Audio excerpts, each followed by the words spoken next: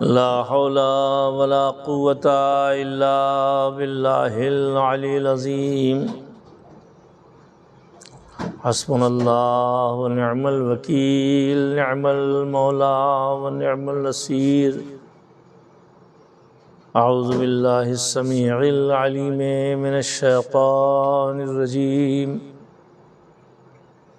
بسم الله الرحمن الرحيم الحمد لله رب العالمين الرحمن الرحيم مالك يوم الدين إياك نعبد وإياك نستعين اهدنا الصراط المستقيم صراط الذين أنعمت عليهم غير المغضوب عليهم ولا الضالين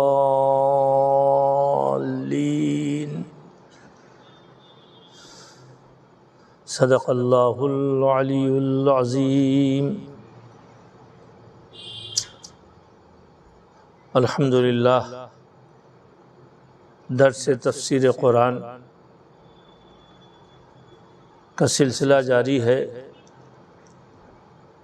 اور مالک سے یہ دعا ہے کہ اس سلسلے کو تکمیل تک پہنچانے کی اور کما حقہ اس سے فائدہ اٹھانے کی ہمیں توفیق اور ہمیں موقع عطا فرمائے۔ کل تک ہم نے اہدنا الصراط المستقیم تک گفتگو کی تھی، جس میں ہم نے عرض کیا تھا کہ ہماری ہدایت فرما اور ہمیں صراط مستقیم سیدھے راستے کے اوپر گامزن رکھ۔ ہم نے اس میں صراط اور طریق اور سبیل جن کے سب کے معنی راستے ہیں، سب کے فرق کو کل آپ کے سامنے عرض کیا تھا، اور اس میں یہ بتایا تھا کہ صراط ان تمام راستوں میں وہ راستہ ہے جو بالکل چمکتا ہوا، بالکل ظاہر، بالکل صاف ستھرا، جس پر چلتے رہنے والا کبھی ایسا نہیں ہو سکتا کہ وہ منزل مقصود تک نہ پہنچے، یہ نہیں ہو سکتا کہ وہ بھٹک جائے، اس لیے کہ اگر اس راستے پر جو چمکتا ہوا ہے، صاف ستھرا ہے، اس راستے پر چل نکلا ہے تو یقیناً وہ راستہ خود اتنا واضح اور صاف ستھرا ہے کہ اس میں کسی طرح کی یعنی اگر آپ کسی بھی رفتار کے چلنے والے ہوں، آپ اس راستے پر چلتے رہیں گے اور آپ کو کوئی اذیت نہیں پہنچے گی اور آپ منزل تک پہنچ جائیں گے۔ تیز چلنے والا بھی، اس کے لیے بھی وہ راستہ بہتر ہے، آہستہ چلنے والا اس کے لیے بھی وہ راستہ بہتر ہے، نہ دیکھنے والا جس کے پاس بظاہر آنکھیں نہیں ہیں اور اس راستے کو محسوسات کے ذریعے سے چل رہا ہے تو بھی وہ منزل تک پہنچے گا، اس لیے کہ خود وہ راستہ اپنے اندر اتنی شفافیت اور اتنی ستھرائی اور اتنے سیدھی کیفیت رکھتا ہے کہ جس میں ذرہ برابر کجی موجود نہیں ہے۔ اب ظاہر ہے کہ یہ تو صراط کے معنی ہو گئے، لیکن اصل میں یہاں پر مراد ایمان اور اسلام کا راستہ ہے، قرآن کا راستہ ہے، اور حقیر اس بات کو عرض کر رہا ہے کہ ہر وہ راستہ ایمان لانے کے بعد جو آخرت تک لے جانے کا خیال رکھے اور جس کے ذریعے سے آخرت تک پہنچ جانے کی کیفیت ہو تو اس راستے کو وہ اپنا لے تاکہ وہ دنیا میں بھی کامیاب رہے اور آخرت میں بھی کامیاب رہے۔ اگر میں نے علم اور تجارت اور ہنر کے لیے عرض کیا تھا کہ ان تمام چیزوں میں بھی وہ چیزیں اللہ سے مدد مانگے انسان کی جو جلدی سے کامیابی تک پہنچا دیں اور پریشانیاں اور دشواریاں بھی نہ ہوں، خود بھی کامیابی تک پہنچ جائیں اور دوسروں کو بھی کامیابی تک پہنچائیں۔ یہ پتہ کیسے چلے گا کہ دنیا میں کون سا صراط، کون سا راستہ شفاف ہے، سیدھا ہے، تو اس کے لیے ایک علامت آگے بڑھ کے بتائی، صراط الذین انعمت علیہم، ان لوگوں کا راستہ کہ جن پر تو نے اپنی نعمتیں نازل کی ہیں۔ تو ظاہر ہے یہاں پر ایک بات یہ نکلتی ہے کہ اللہ نے نعمتیں تو سب پر نازل کی ہیں، سب کو نعمتوں کا احساس ہے، لیکن سب کے اوپر نعمتیں نازل کی اور اگر اس کی نعمت نہ ہو تو انسان زندگی نہیں گزار سکتا۔ تو کیا ہر ایک جس کے اوپر اللہ نے اپنی نعمتیں نازل کی ہیں، ہر ایک کا راستہ صراط ہے؟ کیا ہر ایک کا راستہ سیدھا ہے؟ نہیں، یہاں پہ حقیر کی رائے یہ ہے کہ اگر انسان کو نعمت دی گئی ہے اور اس نعمت کا مکمل احساس و ادراک جسے ہے اور اس نعمت کے عوض میں جہاں شکریہ اپنے کمال پر پایا جاتا ہو، ایسے لوگوں کا راستہ ہمارے لیے وہ راستہ ہے کہ جس پہ اللہ کہہ رہا ہے کہ ہم نے اپنی نعمتیں نازل کی ہیں۔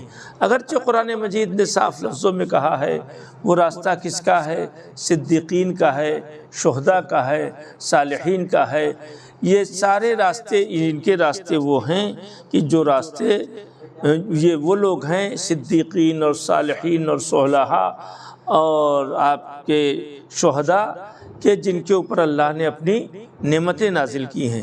نعمتیں نازل ہونا یہ تو بہرحال مساوی ہے قریب قریب، لیکن اپنے عمل کے ذریعے سے زیادہ نعمتوں کا مستحق بننا یہ اپنی جہاں کم لوگوں کے نصیب میں ہے کہ اعمال اور کردار کے ذریعے سے نعمتوں کی برسات اللہ کی طرف سے ہو اور پھر وہ بندگان خدا ان نعمتوں کو دوسروں کے حوالے کر دیں کہ صرف خاصان خدا کے ہاں دکھائی دیتا ہے کہ 3 روز روزہ بھی رکھتے ہیں اور روزہ رکھنے کے عالم میں جو ان کے پاس نعمتیں آتی ہیں، مثال کے طور پر اللہ کی طرف سے جو اہتمام ہوا، وہ تمام نعمتیں اور رحمتیں وہ سب دوسروں کے لیے حاضر کرتے رہے اور اس کے بعد اللہ کی طرف سے انعام و اکرام میں اضافہ ہوتا رہا۔ یہی وہ لوگ ہیں جنہوں نے نعمتوں کا شکر کرنے کا طریقہ بھی بتایا ہے۔ دنیا میں تمام رہنما جو گزرے ہیں کسی بھی مذہب کے گزرے ہوں، لیکن اتنا زیادہ رحمتوں اور نعمتوں سے اللہ کی آشنا ہونا، واقف ہونا، سمجھنا اور سمجھ کے اس کا شکر ادا کرنا اور شکر نہ ادا کر کے عاجزی کا اعلان کرنا، یہ صرف اور صرف دکھائی دیتا ہے تو یا تو دعائے کمیل میں دکھائی دیتا ہے، مولا علی کی دعاؤں میں، ابھی جوشن کبیر آپ نے پڑھا ہے، جوشن صغیر پڑھا ہے، تمام دعائیں مستجیر پڑھا ہے، دعائے مجیر پڑھا ہے، دعائے مکارم الاخلاص پڑھی ہے، دعائے صبا پڑھتے ہیں، دعائے ابو حمزہ سمالی پڑھی ہے، آپ صحیفہ کاملہ پڑھتے ہیں۔ یہ تمام دعاؤں میں آپ دیکھیں کس طرح سے اللہ کی نعمتوں کا اظہار ہے اور اس کا شکر ادا کیا ہے۔ نعمتیں پانے والے تو بہت سے ہیں، لیکن نعمتوں کو جذب کرنے والے، اپنے عمل سے نعمتوں میں اضافہ کروانے والے لوگ اور ان نعمتوں کا بہترین شکرانہ ادا کرنے والے لوگ، یہاں تک کہ عظیم نعمت جو جسم و جان ہے اس نعمت کو بھی راہ خدا میں فدا کر دینے والے لوگ، قربان کر دینے والے لوگ، وہ لوگ ہیں جنہیں اللہ نے بتایا ہے۔ اب ہمیں اپنی بصیرت کی نگاہوں سے دیکھنا ہے وہ کون لوگ ہیں کہ جن کے اوپر اللہ نے اپنی نعمتیں نازل کی ہیں اور انہوں نے اس نعمتوں کا ادراک کیا، محسوس کیا، شکرانہ ادا کیا یا شکر سے عاجزی کا اظہار کیا۔ یہ سارے مراحل آپ کے سامنے ہیں۔ تو ہم اللہ سے یہ دعا کر رہے ہیں سورہ حمد میں کہ پالنے والے تو ہماری ہدایت اس راستے کی طرف کر جو سیدھا راستہ ہے۔ کن لوگوں کا راستہ؟ جن کے اوپر تو نے اپنی نعمتیں نازل کی ہیں، اور اپنی نعمتیں نازل کرنے کے بعد تو نے یہ بتا دیا ہے کہ وہ کون لوگ ہیں، شہداء، صدیقین، صالحین، اولئک الذین انعم اللہ علیہم، جن کے اوپر اللہ نے اپنی نعمتیں نازل کی ہیں۔ قرآن مجید ہی کی آیت ہے۔ تو ہمیں پالنے والے جب ہم دعا کریں گے کہ ہمیں صالحین کے راستے پہ چلا، جب ہم دعا کریں گے کہ ہمیں صدیقین یعنی سچوں کے راستے پہ چلا، جب ہم دعا کریں گے کہ ہمیں شہداء کے راستے پہ چلا، تو اس دعا کے اندر خود بخود چھپا ہوا ہے کہ یہ وہ جماعت ہے صدیقین کی جو اتنے زیادہ سچے تھے کہ انہوں نے اپنی صداقت کا تاثر لوگوں کے اوپر چھوڑا ہے۔ دشمنی کرنے والے بھی انہیں سچا سمجھتے تھے، جو ان سے دشمنی رکھتے تھے وہ بھی انہیں صادق کہتے تھے، وہ بھی انہیں امین کہتے تھے، وہ بھی ان کی صداقت کے کلمہ پڑھنے والے تھے۔ تو عزیزان گرامی، یہ صداقت اور امانت کا مرحلہ جو ہے اور اس کے ذریعے سے نعمت کا مستحق بننا، یہ صرف انہی خاصان خدا میں ہے۔ تو اگر ہم یہ دعا کر رہے ہیں اور اللہ کی طرف سے ہمارے اوپر نعمتیں بھی نازل ہیں، تو ہم ان نعمتوں کا ادراک کر کے اسے اور زیادہ اس میں اضافہ کرنے کے لیے اور بہتر شکرانہ ادا کرنے کے لیے ہمیں چاہیے کہ ہم سچوں کا راستہ اپنا لیں، ہمیں چاہیے کہ ہم صالحین کے راستے کو اپنائیں، ہمیں چاہیے کہ ہم شہداء کے راستے کو اپنائیں۔ شہداء کے راستے کو اپنانے کا مطلب یہ ہے کہ شہید دو طرح کا ہوتا ہے، ایک گواہی کے معنی میں ہوتا ہے کہ اس نے گواہی دیا اللہ اور اللہ کی ذات کے اوپر، اس کے رسول کے اوپر، اور کائنات کی نعمتوں کا نزول جو اس کی طرف سے ہوا ہے اس کی وہ گواہی دیتا ہے۔ اور ایک وہ شہید ہے جو راہ خدا میں، راہ رسول میں، اسی صراط مستقیم کے تحفظ کے لیے اور صراط مستقیم کے جتنے بھی ذریعے ہیں جو صراط مستقیم پر مدد پہنچانے والے ہیں، لے جانے والے ہیں، لے چلنے والے ہیں، ان تمام راستوں میں جو ہیلپ کرنے والے ذریعے ہیں، ان تمام چیزوں کو وہ اپنانے کی کوشش کرتا ہے۔ تو یہ صراط مستقیم ہے۔ تو جن کے اوپر اللہ نے اپنی نعمتیں نازل کی ہیں وہ شہداء ہیں، وہ صدیقین ہیں، وہ صالحین ہیں۔ پالنے والے ہم کو صدیقین کے راستے پہ چلنے کی توفیق عطا فرما۔ اے میرے معبود، ہمیں شہداء کے راستے پہ چلنے کی توفیق عطا فرما۔ اے میرے پالنے والے، ہمیں صالحین کے راستے پہ چلنے کی توفیق عطا فرما۔ اگر ہم ان تینوں کے راستے پر چلنے لگیں گے تو گویا وہی صراط مستقیم ہے، وہی بہتر راستہ ہے، اور پھر یہ وہ راستہ ہے، ان لوگوں کا راستہ وہ راستہ ہے جس کی انتہا ایسی جنت ہے کہ جیسے اسے دنیا میں بھی دیکھ لیتے ہیں۔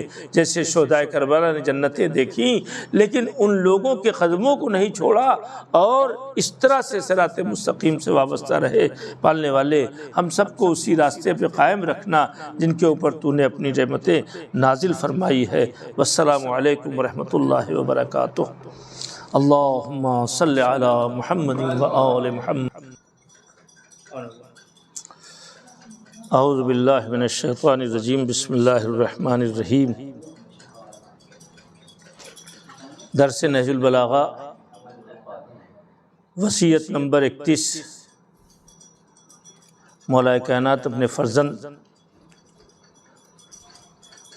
امام حسن علیہ السلام کو وصیت فرماتے ہیں، جس میں پوری دنیا کی اہم چیزیں جو ایک کائنات کا امیر و مالک اور کائنات کا باپ سمجھا سکتا ہے اسے بتایا ہے۔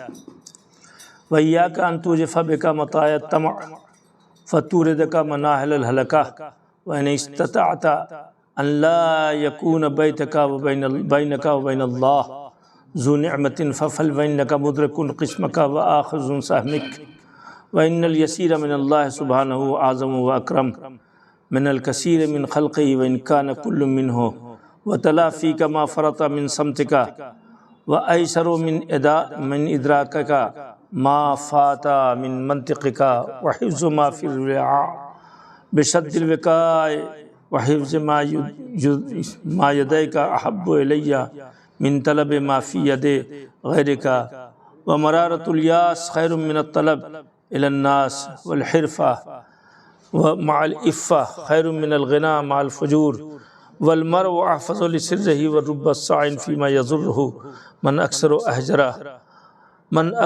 أهجر ومن تفكر أبصر قارن أهل الخير تكن منه باين أهل الشر شرتين عنهم بئس الطعام الحرام وظلم الضعيف أفحش الظلم إذا كان الرفق خرقا كان الخرق رفقا۔ خبردار، تمہیں مولا فرماتے ہیں اس سے پہلے جو درس تھا اس میں دوسروں کے غلام نہ بنو جبکہ اللہ نے تمہیں آزاد بنایا ہے، اس بھلائی میں کوئی بہتری نہیں جو برائی کے ذریعے حاصل ہو۔ برائی کے ذریعے حاصل کرنے والی چیز میں کسی طرح کی بہتری نہیں ہے، اور اس آرام اور آسائش اور عیش و عشرت کوئی عیش و عشرت نہیں ہے کہ جس کے لیے ذلت کو جھیلنا پڑے، ذلت کی پریشانیاں جھیلنا پڑے۔ اب اس کے بعد مولا فرماتے ہیں خبردار میرے لال، تمہیں لالچ اور طمع کی تیز رو سواریاں ہلاکت کے گھاٹ پر نہ لا اتارے۔ یعنی ایسا نہ ہو کہ تم بہت زیادہ لالچ میں ڈوب جاؤ، بہت زیادہ حرص اور ہوس میں پھنس جاؤ، اور بہت تیز اس لالچ کو حاصل کرنے، جس کی لالچ ہے اس چیز کو پانے کے لیے، یا جس کا حرص تمہارے اندر گھسا ہوا ہے اس کو لینے کے لیے تم کہیں ایسا نہ ہو تیز چلنا پڑو، اور جا کر کے تمہیں یہ حرص و ہوس کی اور لالچ کی یہ جو تیز چلنے والی سواریاں ہیں وہ تمہیں لے جا کے ہلاکت کے دریا میں نہ ڈبو دیں، ہلاکت کے گھاٹ پہ نہ پہنچا دیں کہ پھر اس کے بعد ہلاکت ہی ہلاکت ہے۔ اور ظاہر ہے کہ جو بھی لالچ اور طمع میں زندگی گزارتا ہے تو آخر میں اس کے لیے ہلاکت کے اسباب اور ہلاکت کی مرحلہ سامنے آ جاتا ہے جس سے بچنا بہت مشکل ہوتا ہے۔ تو مولا فرماتے ہیں خبردار ایسا نہ ہو کہ حرص اور ہوس اور لالچ کی تیز سواریاں تمہیں ہلاکت کے گھاٹ پر نہ اتاریں۔ اگر ہو سکے تو یہ کرو کہ اپنے اور اللہ کے درمیان کسی ولی نعمت کو واسطہ نہ بننے دو، یعنی تم اللہ سے تمہارا رابطہ مضبوط ہو، اللہ سے تمہارا ارتباط کمزور نہ ہونے پائے، اللہ سے تمہارا ارتباط ایسا ہو کہ جو اس سے بڑھ کے کوئی ولی نعمت نہیں ہے، نعمت کا عطا کرنے والا نہیں ہے، اس سے بڑھ کے کوئی نعمت دینے والا نہیں ہے، تو اس سے تم مانگتے رہو، اس سے تم حاصل کرتے رہو۔ کوشش کرو اگر ہو سکے تو اللہ کے درمیان اور تمہارے درمیان کسی ولی نعمت کا کوئی ذریعہ نہ ہو، کیونکہ تم اپنا حصہ اور اپنے قسمت کا پا کر رہو گے۔ جو تمہارا حصہ نعمت کے سلسلے میں لکھا ہے اللہ کی طرف سے، جو تمہارا رزق ہے وہ تمہیں بہرحال مل کے رہے گا، لہٰذا کسی دوسرے کو اپنے اور اللہ کے درمیان ولی نعمت پانے کے لیے ان کو اپنا سرپرست، اپنا ذمہ دار، اپنا ذریعہ نہ بناؤ، بلکہ جب تمہارے لیے مولا کے قول کے مطابق ہر شخص کو وہ حصہ ملے گا جو اس کا حصہ اللہ کی طرف سے طے ہے، اور جو اس کی قسمت میں اسے مل کے، قسمت سے مراد یہاں مقدر نہیں ہے، قسمت سے مراد یہاں پر حصہ ہے، اس کو بھی وہ حصہ ضرور ملے گا جو اللہ کی طرف سے معین ہے۔ وہ تھوڑا جو اللہ سے بغیر مخلوقات کے سامنے سر جھکائے مل جائے وہ کہیں بہتر ہے جو مخلوق کے آگے ہاتھ پھیلانے سے ملتا ہے۔ عجیب و غریب یہ مولا نے کہا ہے، خاص طور پہ میں سمجھنے کے قابل ہے، کم اگر مل رہا ہے اور اللہ سے مل رہا ہے تو وہ زیادہ افضل ہے اور بہت زیادہ ہے، وہ کم بھی بہت زیادہ ہے اس زیادہ سے کہ جو لوگوں کے سامنے منت و سماجت اور تملق و چاپلوسی اور غلامی اختیار کر کے ملے، وہ ملنا اس اللہ کے ذریعے ملنے جو تھوڑا ہے، اللہ والا تھوڑا وہ زیادہ افضل اور بہتر ہے۔ جو مولا فرماتے ہیں کہ وہ تھوڑا جو اللہ سے مخلوقات کی منت کے بغیر مل جائے اس بہت سے کہیں بہتر ہے جو مخلوق کے ہاتھوں سے ملے، اگرچہ حقیقتاً، لیکن یہ بھی طے ہے مخلوق دے رہی ہو چاہے جو دے رہا ہو وہ اللہ ہی والا ہے نا، اگرچہ حقیقتاً جو ملتا ہے وہ اللہ ہی کی طرف سے ملتا ہے، جو بھی ملتا ہے وہ اللہ ہی کی طرف سے ملتا ہے۔ اب یہاں پر بہت ضروری ہے، خاص طور پر جو لوگ معاشرے میں تعلق رکھتے ہیں، جو لوگ معاشرے میں رہتے ہیں اور معاشرہ ان سے متاثر ہے اور معاشرے میں وہ ایک نفوذ رکھتے ہیں، ایک اثر رکھتے ہیں، ایک رسوخ رکھتے ہیں، ان کو خاص طور پر اس پر توجہ دینا چاہیے۔ بے محل خاموشی کا تدارک بے موقع گفتگو سے آسان ہے۔ بے موقع گفتگو کرنا یہ بہت زیادہ اس کے نقصانات ہیں۔ اس کے اعتبار سے اگر چپ بھی رہیں آپ بے محل جہاں بولنا چاہیے وہاں اگر چپ ہیں تو اس چپی کا تدارک کرنا آسان ہے، بنسبت بے موقع بول کے جو نقصانات ہوں گے اس کا تدارک کرنا یہ ذرا مشکل کام ہے۔ یعنی اگر آپ چپ بھی ہیں زیادہ بہتر آپ چپ رہیں، تو چپ رہنے میں آپ کا گناہ، آپ کے ساتھ مشکلیں کم آئیں گی، بنسبت بے موقع بولنا، بغیر موقع اور حالات اور مقتضائے حال کو سمجھے ہوئے، ٹو دا پوائنٹ کو سمجھے ہوئے، موقع کی نزاکت سمجھے ہوئے بول دینے سے جو نقصان ہوگا اس کا تدارک زیادہ مشکل ہے۔ بے محل خاموشی کا تدارک بے موقع گفتگو سے آسان ہے۔ برتن میں جو ہے اس کی حفاظت یوں ہی ہوگی کہ منہ بند رکھو۔ برتن میں جو ہے اس کی حفاظت، برتن اگر ڈھکا ہوا ہے تو لوگوں کو پتہ نہیں چلے گا اس میں دال رکھی ہے، گوشت رکھا ہے، پلاؤ رکھا ہے، پانی رکھا ہے، دودھ رکھا ہے، دہی رکھا ہے، ڈھکا ہے نا۔ لیکن جب کھل گیا تو پتہ چل جائے گا کہ اس میں کیا ہے۔ تو فرماتے ہیں مولا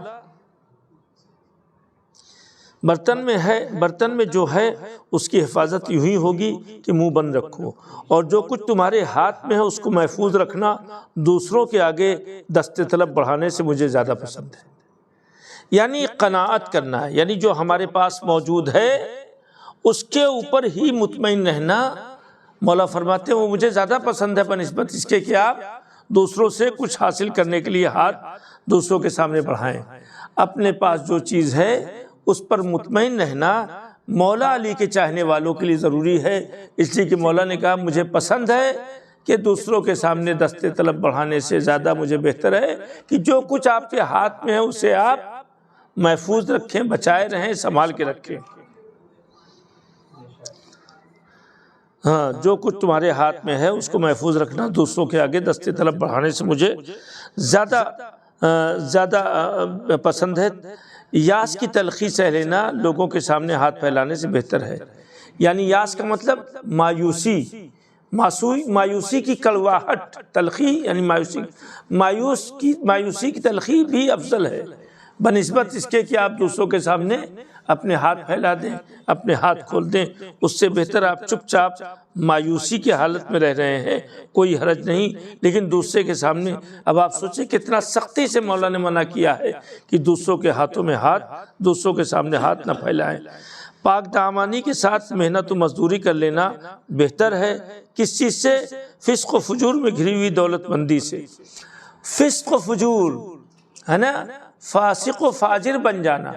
فاسق و فاجر کا مطلب یہ ہوتا ہے حرام کاموں میں پڑ جانا، حرام کاموں میں پڑ جانا، گناہ کبیرہ میں مبتلا ہو جانا، برے کاموں میں مبتلا ہو جانا۔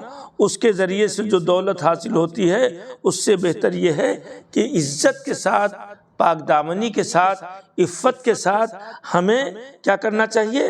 محنت و مزدوری کر لینا وہ زیادہ افضل ہے۔ انسان خود ہی اپنے راز کو خوب چھپا سکتا ہے۔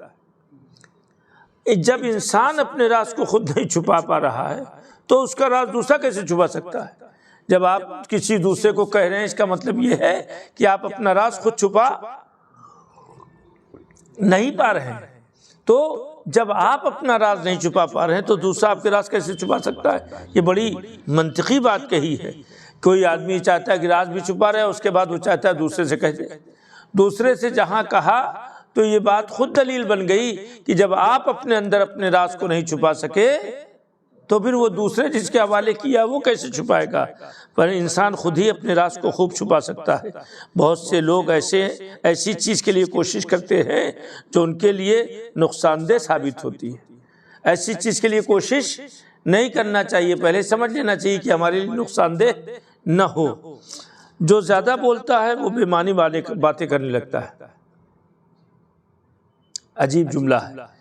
جو زیادہ بولتا ہے تو زیادہ بولنے کا اثر کیا ہوتا ہے؟